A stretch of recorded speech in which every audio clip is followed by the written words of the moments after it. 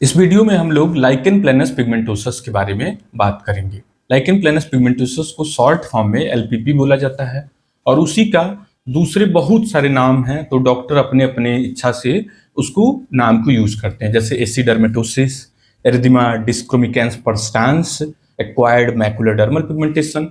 लेकिन अब जो रिसर्च इमर्ज हो रहे हैं, ये रिसर्च ये सजेस्ट करती हैं कि ये जितने भी नाम लिए, हालांकि इनमें थोड़ा बहुत क्लिनिकल डिफरेंस देखा गया है, थोड़ा बहुत बीमारियां भिन्न देखी गई हैं, लेकिन अब ये जो बीमारियां सब एक मानी जा रही हैं अधिकांश रिसर्चर, अधिकांश डॉक्टर्स के द्वारा। तो और कॉमन टर्म उनके लिए लाइकेन प्लेनस पिगमेंटोसस जो है वो सबसे ज्यादा पॉपुलर नाम बन के उभरा है।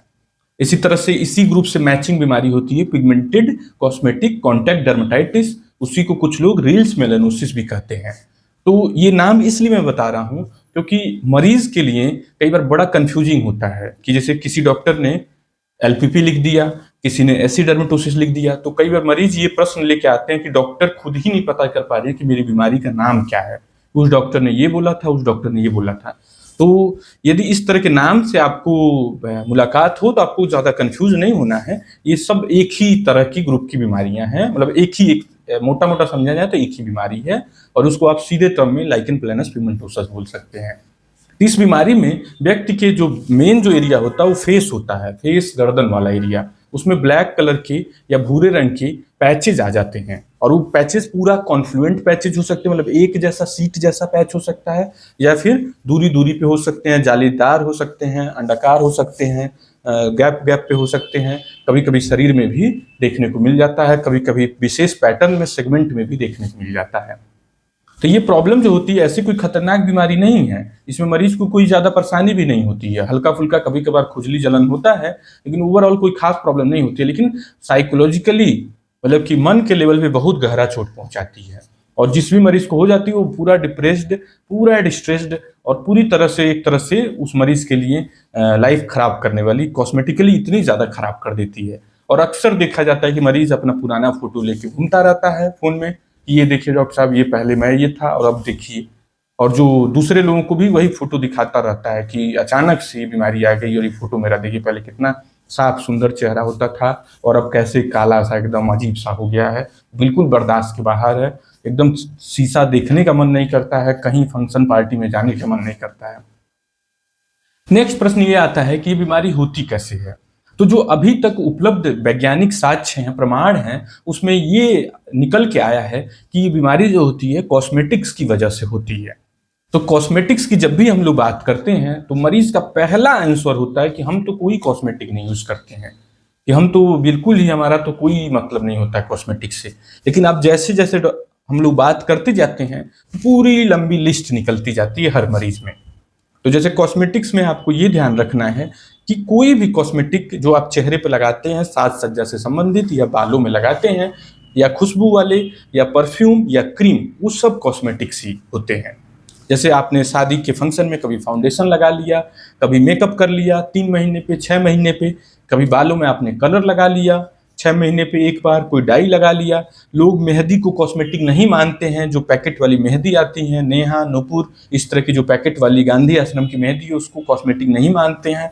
इसी तरह से जो खुशबू वाले तेल होते हैं, सर में लगाने वाले आंवला तेल, बजाज जो आलमंड ऑयल है, जो कि काफ़ी पॉपुलर है अपनी सोसाइटी में, उसी के समकक्ष दूसरे जो बादाम के तेल हैं, आंवला के तेल हैं, वो सब इम्प्लीकेटेड हैं इस बीमारी को पैदा करने में।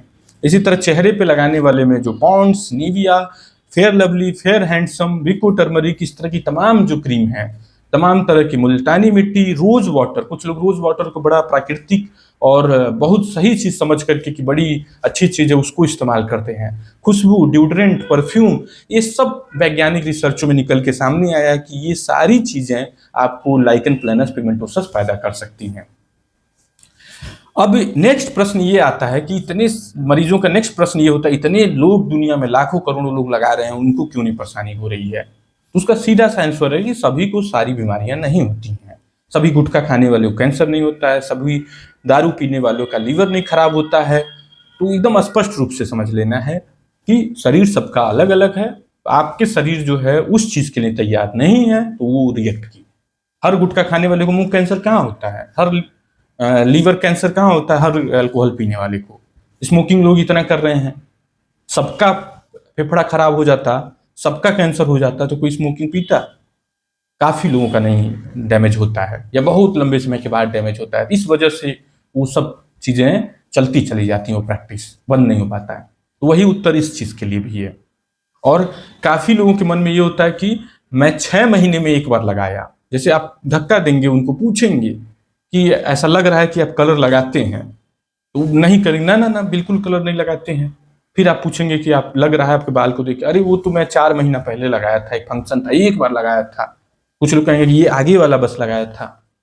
तो लोग इस तरह से सच्चाई से अवगत नहीं होना चाहते हैं, झूठ का सहारा लेना चाहते, खुद को भी बेवकूफ बनाने के लिए और दूसरों को। तो इसमें ये ध्यान देना है कि आप जो थोड़े भी एक्सपोजर हैं वो भी सफिशियंट है एलर्जिक प्रॉब्लम्स को पैदा करने के लिए।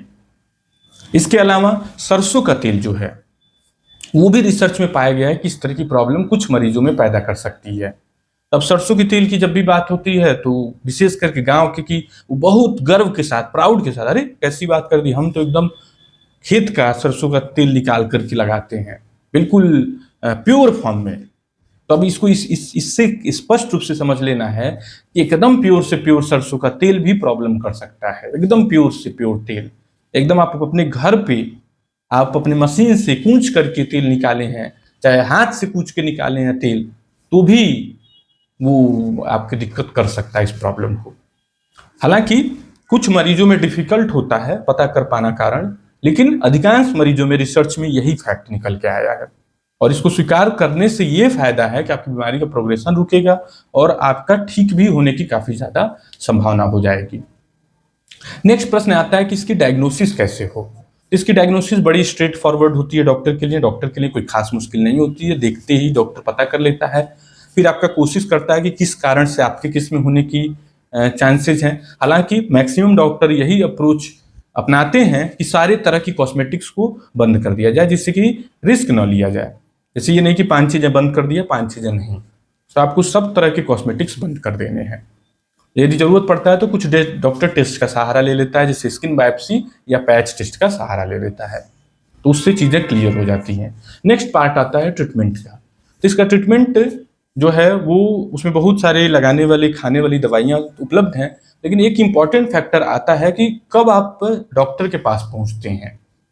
यदि आप डॉक्टर के पास शुरुआती कुछ दिनों में पहुंच जाते हैं, मतलब ऐसे समझें कि लगभग 2 से 3 महीने के अंदर पहुंच जाते हैं, तो आपकी बीमारी बहुत जल्दी और पूर्ण रूप से खत्म हो सकती है, जो कि अक्सर मरीज पहुंचने में लेट कर देते हैं। क्यों ऐसा? क्योंकि आजकल यूट्यूब जो है वो इस बीमारी के दृष्टिकोण से जहर का काम बना हुआ है।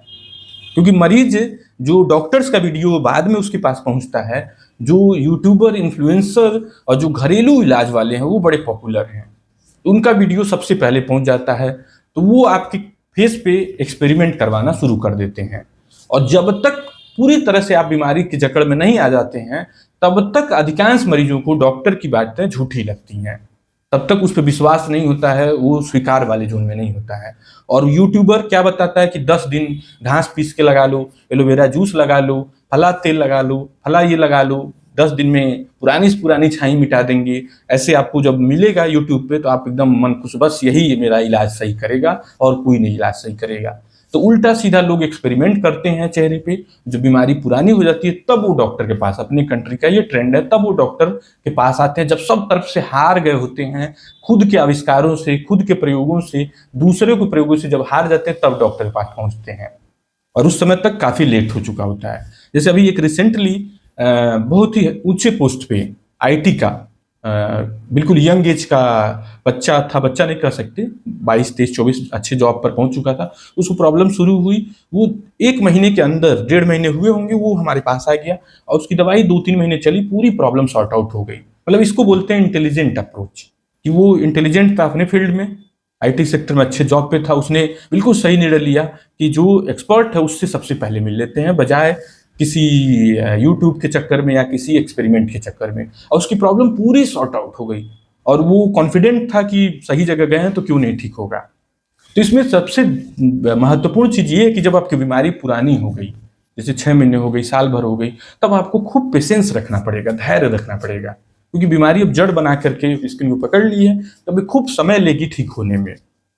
और इसके लिए आपको सारी चीज़ें आपकी बिना खुशबू वाली डॉक्टर आपको प्रिस्क्राइब करने की कोशिश करेगा। फ्रेग्रेंस फ्री थिंग्स, जैसे चेहरे पर लगाने के लिए तमाम तरह की क्रीम्स मौजूद हैं, tacrolimus, पाइमेक्रोलिमस, topical corticosteroids, depigmenting creams जैसे कोजिक एसिड, हाइड्रोक्विनोन, इस तरह की दवाइयाँ लगाने वाली देगा। सनस्क्रीन देगा। धूप का भी कुछ हद तक इस बीमारी को बढ़ाने में और कभी कभी बीमारी को पैदा करने में भी रोल के तौर पर देखा गया है।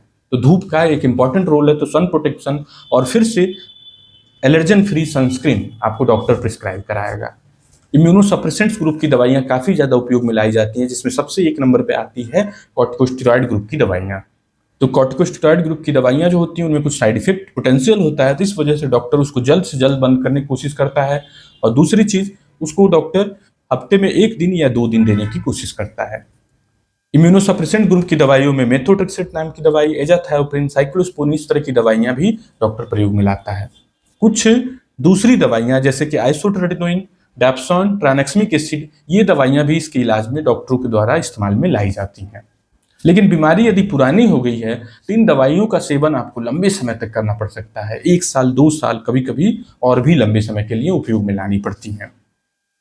इसके अलावा केमिकल पील्स भी उपयोग में लाए जाते हैं। ग्लाइकोलिक एसिड पील, मैंडलिक एसिड पील, इस तरह के पील्स भी डॉक्टर उपयोग में लाता है। और ये ध्यान देना है कि पील्स भी मल्टीपल सेशन 8 बार 10 बार ऐसे उपयोग में लाया जाएगा यदि क्रोनिक बीमारी है, लंबे समय से बीमारी है।